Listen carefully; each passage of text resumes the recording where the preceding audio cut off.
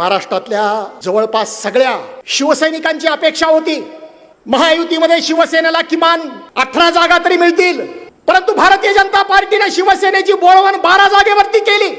आम्ही मुख्यमंत्र्यांना विनंती केली की मूळ जागा शिवसेनेच्या आपण पत्रामध्ये पाडून घेतल्या पाहिजेत. मुख्यमंत्र्यांनी सांगितलं की आपण चर्चा करतोय, चर्चेमधून नक्कीच आपल्याला 18 जागा मिळतील, परंतु प्रत्यक्षात शिवसेनेच्या वाट्याला 12 जागा मिळाल्या. तिकडे महाआघाडी सोबत उद्धवजींच्या नेतृत्वाखालच्या शिवसेनेनं 22 जागा घेतल्या. 22 जागा, आमच्या पत्रामध्ये 12 जागा. आम्ही विचार केला, ठीक आहे, मित्र पक्ष आहे, मोठा भाऊ आहे, खायला जास्त लागतं, समजू शकतो त्यांना जागेची जास्त गरज आहे. नंतर आता उमेदवारी देण्याचा प्रश्न आला, उमेदवारी कोणाला द्यायची. तर चर्चेमध्ये भारतीय जनता पार्टीनं जे मूळ शिवसैनिक आहेत, ज्यांचं लोकांमध्ये ज्यांची नाळ जुळलेली आहे, अशा लोकांविषयी ऑब्जेक्शन घेतलं आणि सांगितलं या मंडळींना तुम्हाला तिकीट देता येणार नाही. आता आमच्यासारख्याची अपेक्षा होती की मुख्यमंत्र्यांनी कोणत्याही परिस्थितीमध्ये जे विद्यमान खासदार आहेत त्यांना तिकीट घेऊन पुढे जाणं गरजेचं आहे. अहो, त्या हेमंत पाटलाची तर उमेदवारी जाहीर केली आणि 3 दिवसानंतर मुख्यमंत्र्यांनी निरोप पाठवला की हेमंतजी आपण परत या, भारतीय जनता पार्टीचं आपल्यावरती ऑब्जेक्शन आहे. त्यांची उमेदवारी रद्द करून त्या ठिकाणी दुसऱ्याला उमेदवारी दिली. भारतीय जनता पार्टीचं ऑब्जेक्शन काय होतं? आयबीचे रिपोर्ट त्यांच्या विरोधामध्ये आहेत, प्रायव्हेट सर्वे त्यांच्या विरोधामध्ये आहेत. त्यांना उमेदवारी दिली तर ते निवडून येऊ शकणार नाहीत, त्यामुळे त्यांना उमेदवारी देऊ नका. आणि मुख्यमंत्र्यांनी त्यांचे आदेश सरसगट पाळले. याचं दुःख, याचं शल्य माझ्यासारख्याला. त्या रामटेक मध्ये कृपाल तुमानीचा बळी गेला, त्या वाशिम मध्ये भावना गवळींचा बळी गेला आणि हिंगोलीमध्ये हेमंत पाटलांचा बळी गेला. ही बळींची संख्या आहे. अजूनपर्यंत नाशिकचा निर्णय होऊ शकलेला नाही आहे. दुर्दैव आहे. मला असं वाटलं होतं की मुख्यमंत्री खंबीरपणे जसे रणांगणावरती लढतात तसं तहामध्ये पण बोलणीचा संघर्ष करतील आणि पदरामध्ये जागा पाडून घेतील, परंतु तसं काही शक्य नाही. खरा सेनापती कोण आहे? खरा सेनापती 2 ठिकाणी त्या कसोटीला उतरतो. एक तर तो रणांगणामध्ये लढताना व्यूह रचना कशी करतो यावरती त्याचं नेतृत्व अवलंबून आहे, आणि दुसरं आपल्या मित्र पक्षाशी किंवा शत्रू पक्षाशी ज्यावेळेस तो संवाद साधतो, त्या संवाद कलेमधून आपल्या पदरात काय पाडून घेतो यावरती त्या सेनापतीचं कौशल्य अवलंबून असतं. परंतु इथे मात्र आमचे सेनापती दुर्दैवानं अपयशी ठरलेले आहेत. हे माननीय मुख्यमंत्र्यांचं अपयश आहे.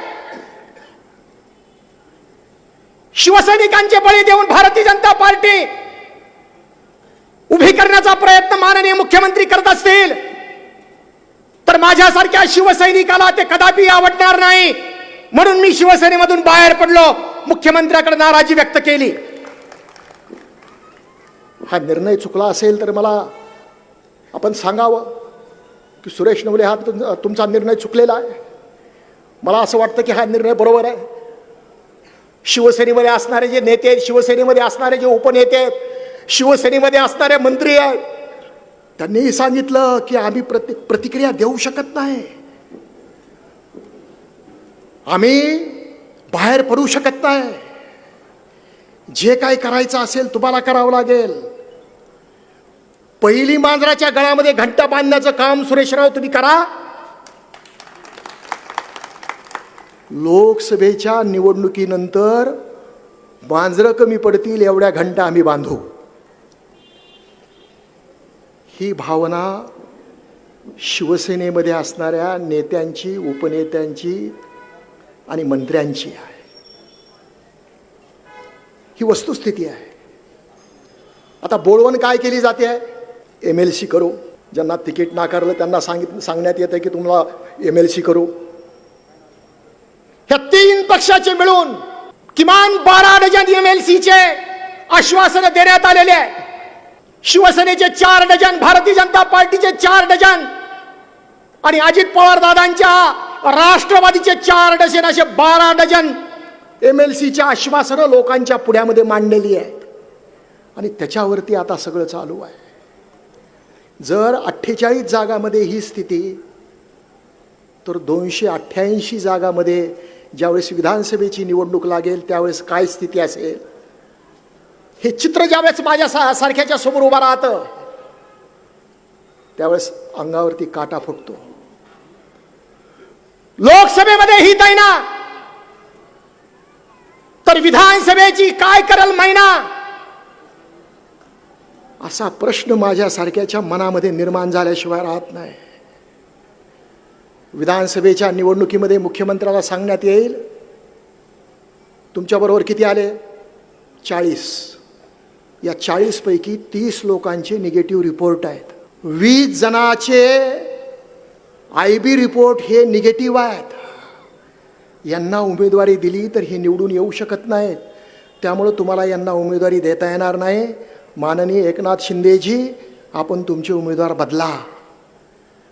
आणि जर एकनाथ शिंदे यांनी नकार दिला तर त्यांना सांगण्यात येईल की माननीय एकनाथजी, आता आपण एक काम करूया, विधानसभेला स्वतंत्र लढू. तुम्ही स्वतंत्र लढा, आम्ही स्वतंत्र लढू, आणि मग मात्र मुख्यमंत्री बनवताना सगळेजण एकत्र येऊ. असंच भारतीय जनता पार्टी विधानसभेच्या निवडणुकीमध्ये करणार आहे. मित्र पक्षाला नदीच्या मध्यभागी आणायचं आणि सोडून द्यायचं, हा जन्मजात गुण भारतीय जनता पार्टीचा. देशामधल्या अनेक मित्र पक्षाला भारतीय जनता पार्टीने सोडून दिलेला आहे. त्यांचं अस्तित्व संपुष्टात आणण्याचा प्रयत्न केलेला आहे. हे देशाच्या राजकारणाच्या दृष्टीने योग्य नाही, परंतु भारतीय जनता पार्टीनं हे केलेलं आहे. त्यामध्ये त्यांचं प्रावीण्य आहे, त्यामध्ये ते प्रवीण आहेत. भावनेनं भारतीय जनता पार्टी काय सांगते की आम्ही मुख्यमंत्री पदाचा त्याग केला. मी त्यांच्या एका आमदाराला विचारलं की त्याग कसा काय केला. ते म्हटले, हे बघा, आमचे 105 होते, एकनाथजी बरोबर 40 आले, तरी आम्ही एकनाथजींना मुख्यमंत्री केलं.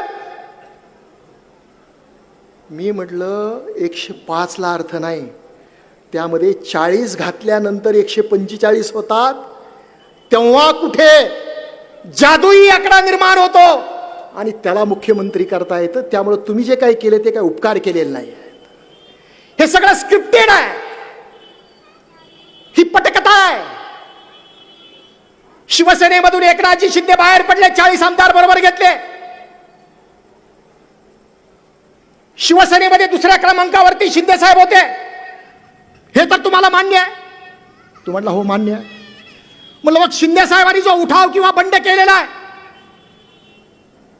ते भारतीय जनता पार्टी बरोबर दुसऱ्या नंबरसाठी येणार आहेत का? कारण इकडे शिवसेनेमध्ये 1 नंबरला कोण? उद्धवजी ठाकरे. 2 नंबरला कोण? एकनाथजी शिंदे.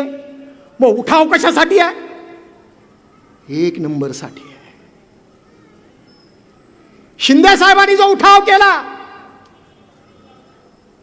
तो भारतीय जनता पार्टीच्या 2 नंबरसाठी नाही, भारतीय जनता पार्टी बरोबर युती करून महाराष्ट्रामध्ये 1 नंबरला मला येता येईल म्हणून माननीय मुख्यमंत्री एकनाथजी शिंदे यांनी उठाव केलेला आहे.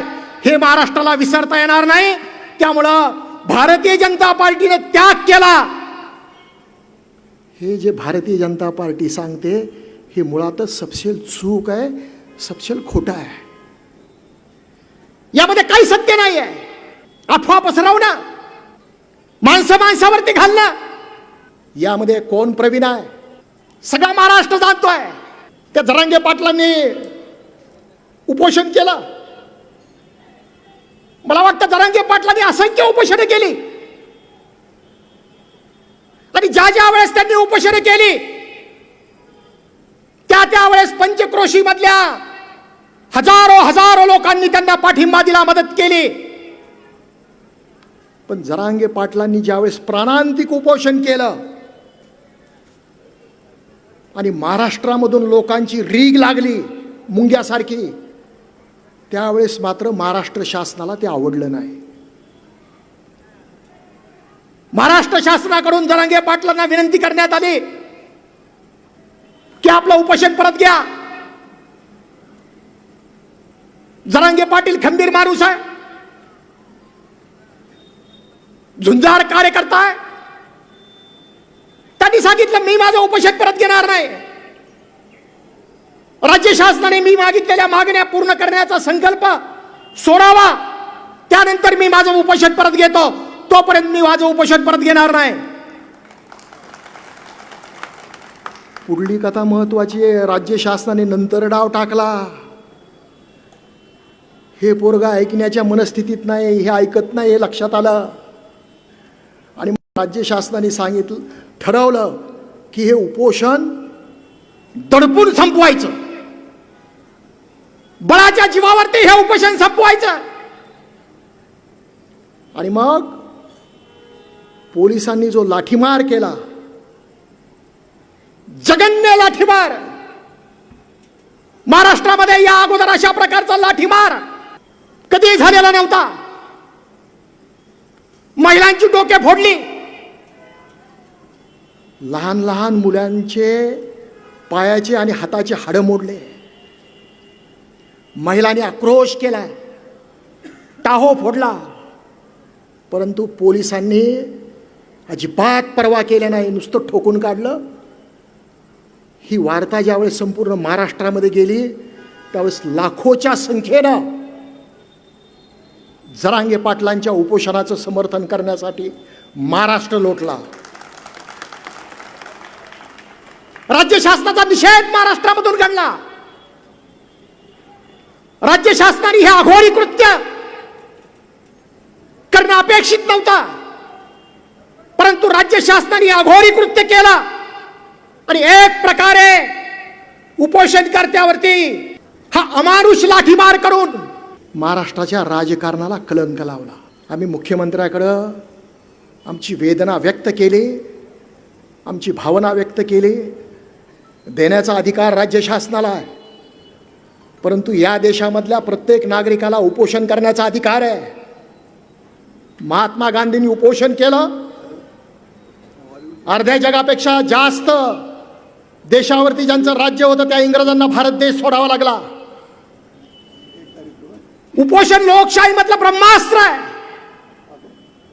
आणि या ब्रह्मास्त्राचा उपयोग जरांगे पाटलांनी केला. त्या जरांगे पाटलांनाही राज्य शासनाने नंतर फसवलं.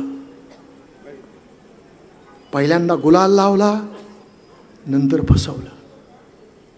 कुणाला फसवलं नाही. म्हणून ज्या कार्यकर्त्यांनी अगोदर भावना व्यक्त केल्या त्या भावना सार लक्षात घेता भारतीय जनता पार्टीबरोबर जाणं आपल्याला शक्य नाही. हे काळ्या दगडावरची रेघ आहे. आता राहिला प्रश्न आघाडीचा. काही लोकांनी मला प्रश्न विचारला की सुरेश नवले तुम्ही काँग्रेस किंवा राष्ट्रवादीमध्ये प्रवेश करणार आहेत का? तरी मी त्यांना स्पष्टपणे सांगितलं की मी कुठल्याही पक्षामध्ये प्रवेश करणार नाही. मित्रमंडळाच्या माध्यमातून बीड मतदारसंघामध्ये काम करण्याचा संकल्प मी सोडलेला आहे आणि तो पूर्ण करत राहणार आहे. पण हा संकल्प करण्यापूर्वी लोकसभेमध्ये निर्णायक भूमिका स्पष्ट करणं आवश्यक आहे. कार्यकर्त्यांनी जी भावना व्यक्त केलेली आहे त्या भावनेचं सार माझ्या लक्षात आलेलं आहे.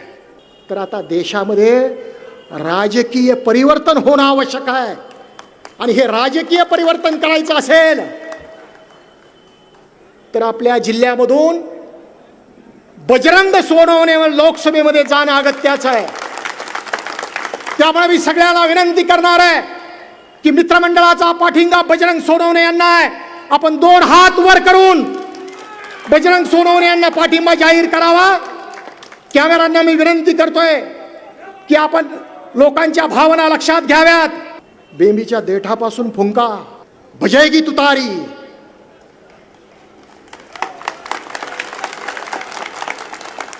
आपण मोठ्या संख्येने उपस्थित राहिलात मी आपल्या सगळ्यांना मनापासून धन्यवाद देतो आणि इथेच थांबतो. जय हिंद,